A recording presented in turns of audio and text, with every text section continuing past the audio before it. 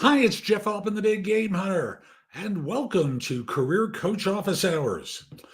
Tuesdays at noon Eastern, I spend a little bit of time answering questions from people that have been given to me either live or sent to my LinkedIn account, where I'll field questions relating to job search because I understand job hunting is hard, difficult, and painful for so many of you. And it's been that way for a long time. But I understand from my experience doing recruiting and coaching that the skills needed to find the job are different from those needed to do a job. And as such, knowing that you may have a skills gap or a knowledge gap related to job hunting, I'm here to answer questions. Now, I have a lot more that's available for you at, let's see if my finger's there. Yes, JobSearch.community, where I've got different levels of personal service from me. But no matter which one you choose, you get access to all my video courses, books, and guides. And there's going to be a lot more coming up there very soon. So again, JobSearch.community. I've got some free stuff there as well that you can download too. But the idea for you is I'm here to help. I want to help you land your next role so that it's not that hard for you. And you can get back to work or to get that job that you really would like, so that in this way, you're not suffering through this job search process. So again, that's jobsearch.community. Also, connect with me on LinkedIn at linkedin.com/IN/the Big Game Hunter. Mention that you saw this. I like knowing I'm helping some folks. Once we're connected, your network is going to be a lot larger. After all, I'm amongst the first 10,000 people on LinkedIn. I've got a pretty good sized network. I know there are people with larger ones. It would have been easy if I just accepted referrals or requests from recruiters during those years I did search, but I didn't. I still have a lot of people I'm connected to, and they become your second level connections. So again, come over to jobsearch.community, become an insider, or just take the free stuff from me. I'm happy that you would do that.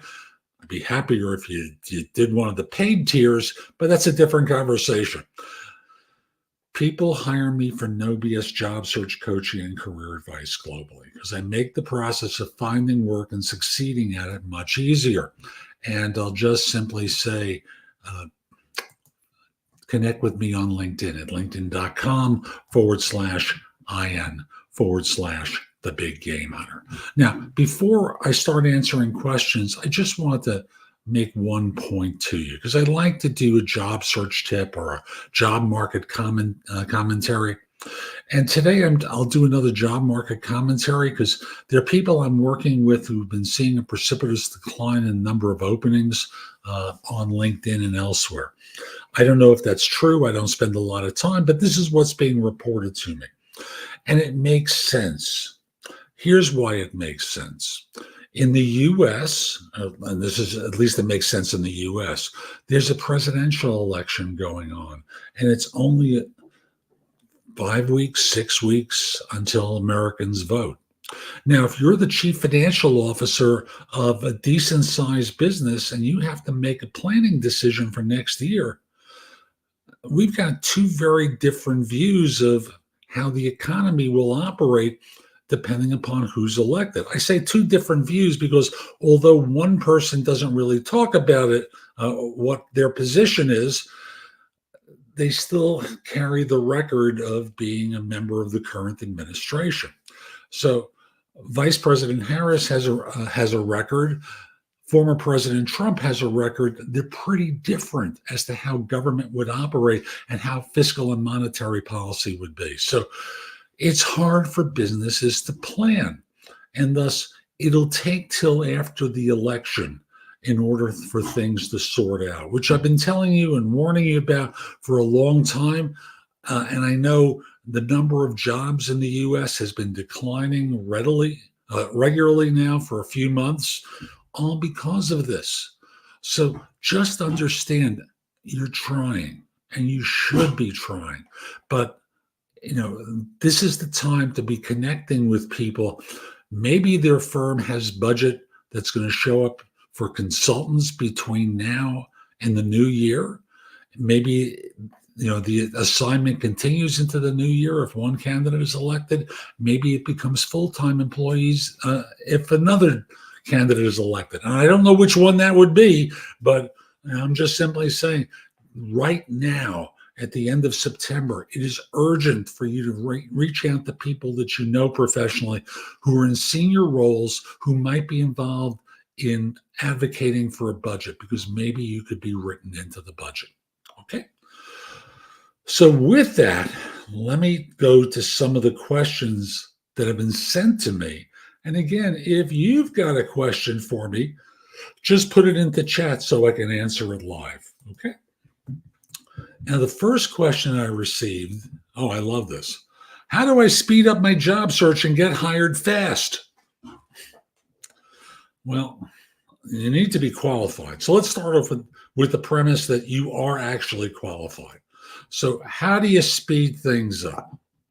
The answer is arrive with a recommendation from someone who's on the team that you're trying to get into. Arrive with a recommendation or a referral from someone already employed there. It doesn't guarantee anything for you, but it gives you a chance to cut the line and get closer to the front, so that in this way, you're coming with that recommendation to the hiring manager, who ideally knows this person and thus trusts their judgment. So that's really the best way to speed up the process. And again, all it may do is get you a first date, a first interview. After then, they may slow things down to talk to more people. Try this strategy everywhere you can. But the goal is to get recommended for roles, not just simply applying online and doing that nonsense, because that's just, it's tedious. It's slow. You're part of, as I like to say, you're a fish in a pond and someone throws a hook into the water and all the fish are trying to jump onto the hook. The fact is, what's best is if someone escorts you up to the hook, places it in your mouth for you to bite on, and then you're able to, get that interview. That's the ideal way of doing it, and that does speed up the process. Okay. We've got more questions I received. Is it advisable to use our own name in resumes, LinkedIn profiles, and cover letters? Is it viewed as a red flag by employers and recruiters?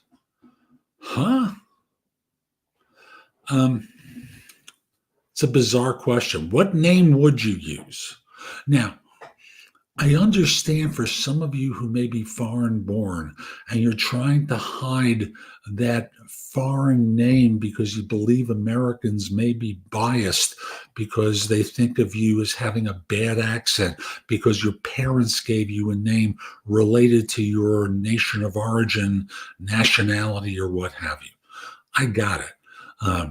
I understand for many of you from Asia in particular, there are Americanized first names. So I remember the first time I saw a lengthy Asian name, and suddenly this woman who I believe was Chinese, that's my memory of that time, became Connie. And that was okay. And at some point, she told me that was not her given name. And I told her, if you fill out an application, if that's not your legal name, put the real one there and just simply tell the interviewer, I go by Connie. But, what name would you use? It's a red flag to not use your real name. If you go to something completely different, like if you suddenly became Jeff Altman, that's a red flag to them that there's a problem here and that you're trying to hide something.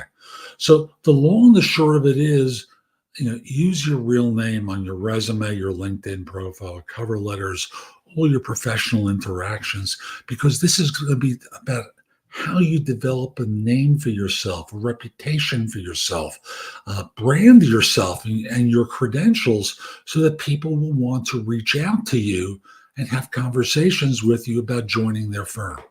So Yes, use your real name. It's a red flag not to use your real name. Okay. Let me come back. Oops, sorry, went to the wrong area. There we go. I've got another question I received from someone. How do I put in my 2 weeks notice at a job? I never left a job on good terms. I usually walked out or caused hell to get kicked out. Congratulations on becoming an adult. It's a responsible thing to do, not to act out in order to get fired. It's a responsible thing to do, not to walk out. And there are exceptions to that. I've covered that in other videos. I'll just simply say there are exceptions where it makes sense to walk out. Now, barring those, the way to do it is perhaps on a Friday afternoon, you meet with your manager and you say to them, "Hi, do you have a few minutes?" And they'll say, "Sure." And they know you're quitting right off the bat. Even before you say anything, they know that you're going to quit. When you sit down with them, you slide a note across to them, across their desk to them, and say, "I haven't done this before, but I'm giving my notice to you today. Um, I'm I'm going to be leaving in 2 weeks' time to accept another position with a firm. Um, this has been a great opportunity for me. I have learned a lot from you. I really appreciate the effort that you put in to helping me. And then the note's going to confirm it. You tell them what you'll read in the note is that I'm resigning my position. My last day of employment is such and such. And I really appreciate the support that you've given." Now, they may turn around and go, "What? You can't leave. That's ridiculous. What's it going to take to stay?" But you asked about how do you do it cleanly? How do you give your notice and leave on good terms?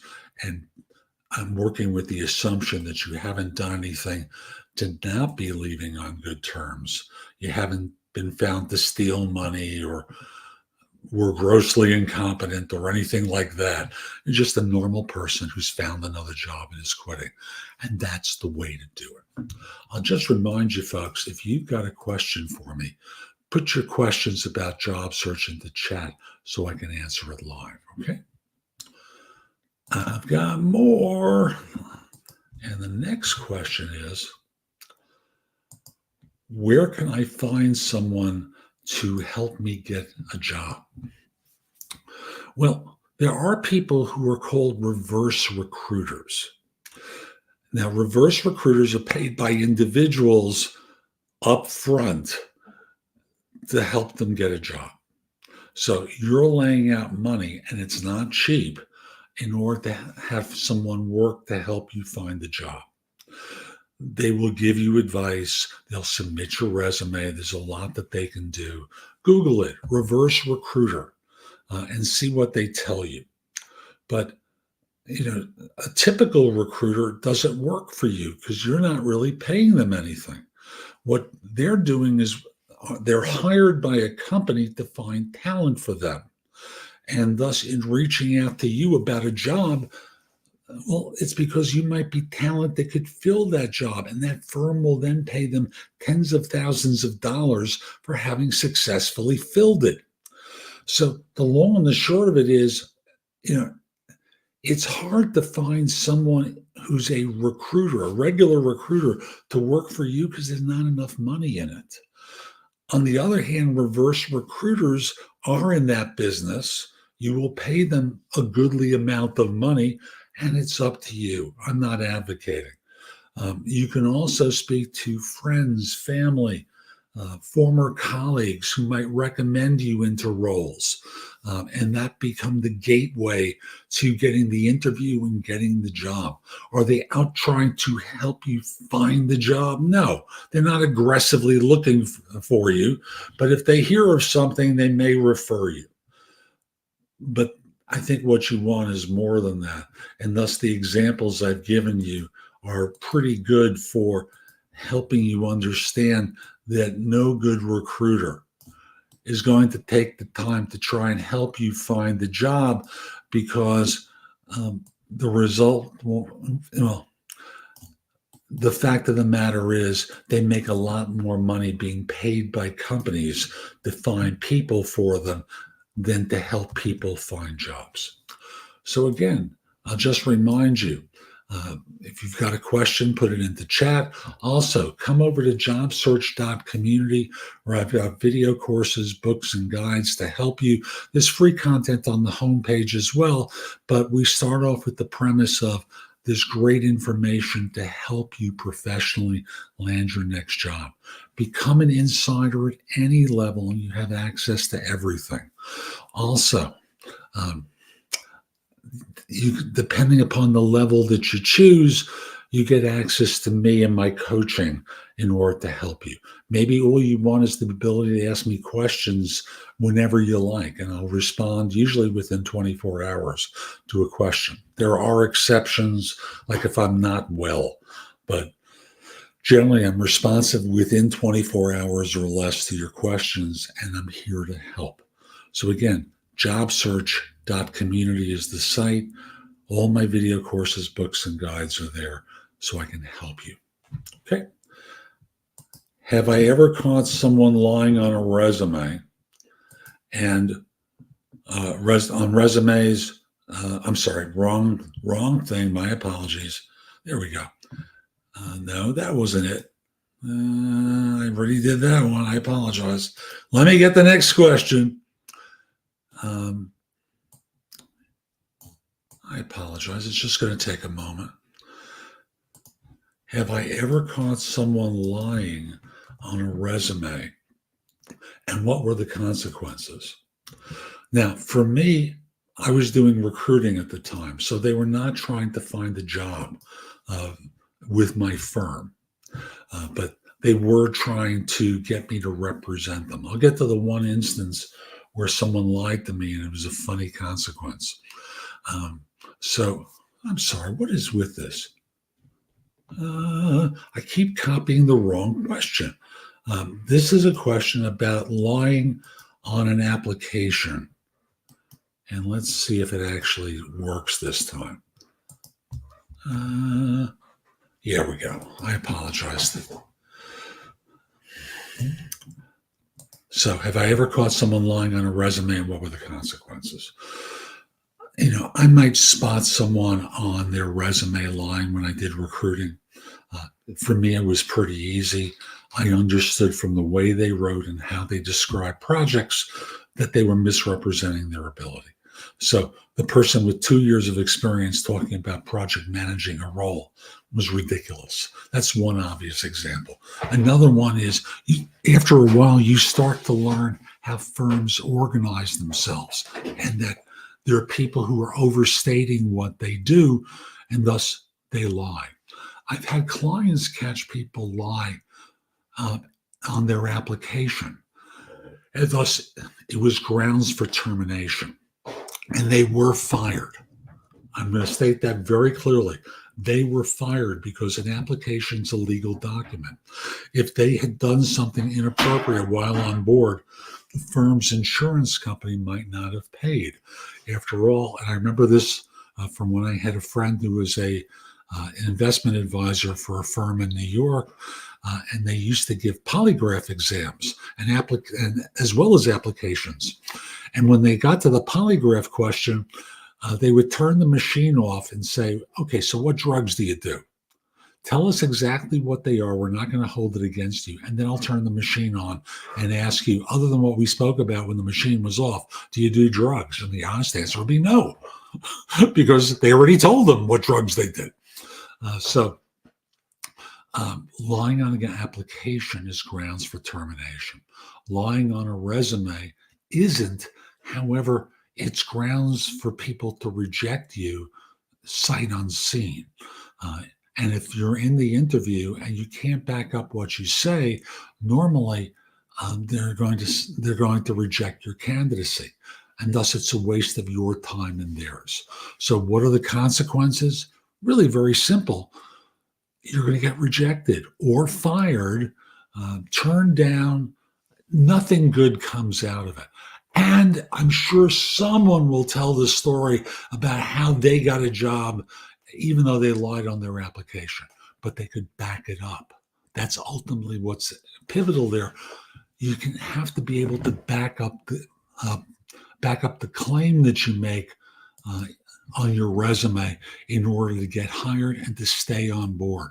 To me, what's always been horrible is when someone lies on their resume, is hired, and then fails. It's a lose-lose situation for everybody. So, what happens ultimately, at best, you get a job that you fail at, or at best are mediocre at. That's the other part of this. You're just plain mediocre, and you lose promotional opportunities going forward because you can't back up your play.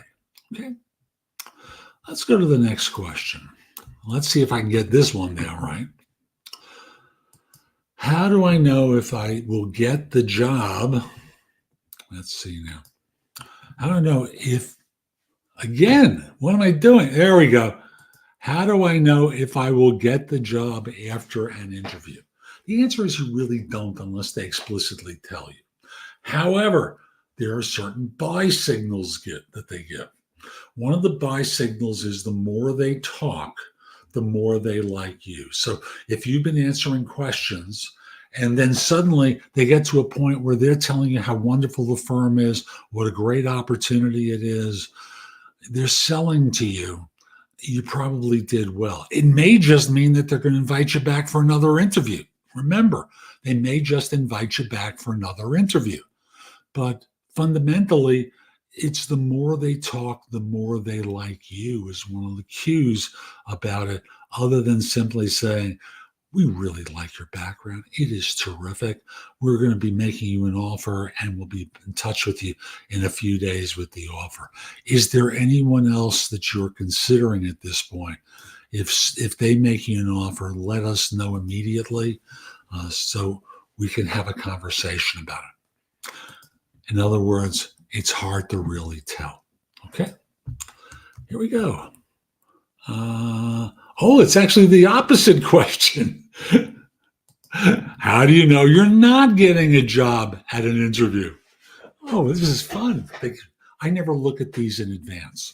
So how do you know you're not getting a job at an interview? The interview becomes remarkably brief.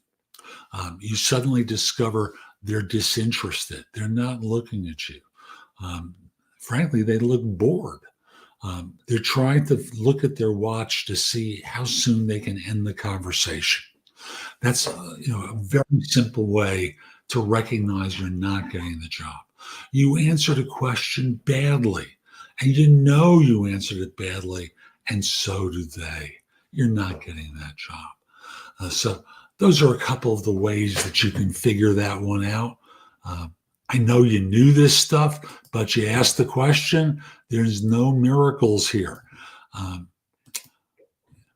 So the long and the short of it is those are a few obvious ways for how you would know you're not getting the job. I think I'm going to do two more questions, including this one. What format do recruitment agencies prefer for cover letters when applying online? So let me start off with the question of, are you able to upload the cover letter separately? If not, make it page one of your resume. It should have a typical heading. And then from there, you would say, I'm forwarding my resume to you for such and such position. And you describe what it is. This is how my background aligns with the role. And you list the required skills and the functionality of the position, the other way around, and the functionality you'd perform in the position in the left-hand column. In the right-hand column, you'd outline how long and how recently you've done each of those tasks and performed each of those functions. Now, if you haven't done it, just delete it. Don't leave it there with no experience. Take it off. But the idea is they like to know how your background fits, and thus making it page one of your resume pleases the applicant tracking system because it starts to think, hey, this person has the background we're looking for. And then your resume would begin at page 2. Follow? Page 1 is the cover letter that's stacked with keywords. Page 2 is the beginning of where your resume is. And what you've done, and what I know I'd like as a search professional, is how it would demonstrate my background would fit the job. So I didn't have to do much thinking or figuring it out.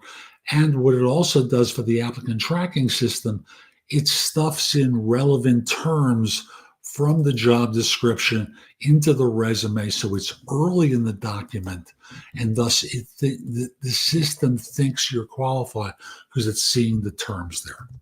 This is going to be my last question today, and I'll be back next week, of course, again. So what factors contribute to the difference in salaries for people with similar jobs in different companies?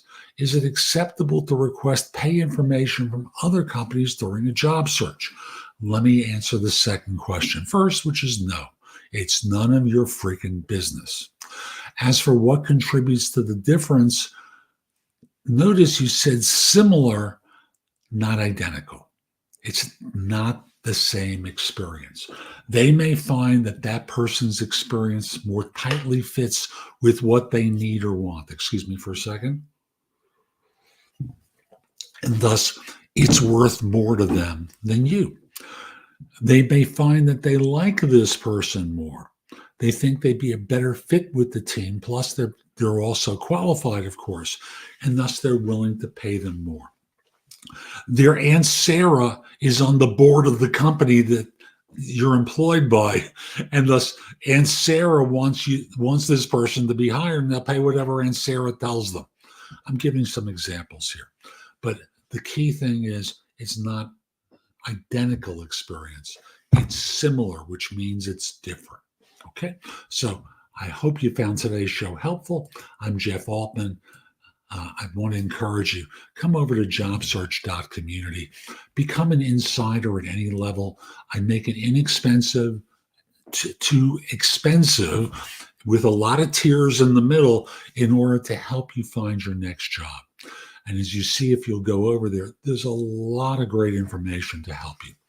Also, connect with me on LinkedIn at linkedin.com/IN/The Big Game Hunter. Mention that you saw this so I know I'm helping some folks.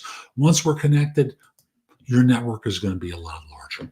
I hope you have a terrific day, and most importantly, be great. Take care.